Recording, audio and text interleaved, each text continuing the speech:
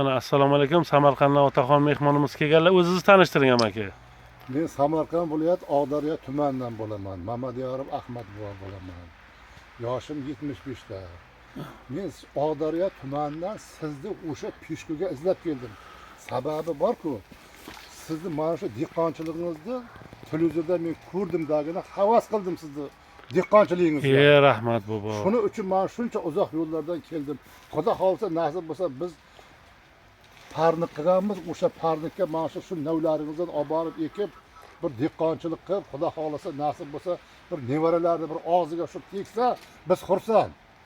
Nasib bobojon, nasib. Xudo xohlasa nasib bo'lsa, sizni ham umringizga baraka bersin, dehqonchiligingizga baraka bersin. Shuncha mehnatlar qilibsiz, men ko'rib havasga keldim. Qoyilam qoldim. Qarang, ozmuncha yer emas, juda katta yer. Mana bularni qarang, bularni qarang. Bu bargidan ko'p, bargidan. Rahmat sizga, mana shunday qilibsiz. Sizga rahmat. Qoyil qoldim mehnatingizga. Yaxshi bo'pti. Rahmat bobojon. Shu baraka toping. Iloyim.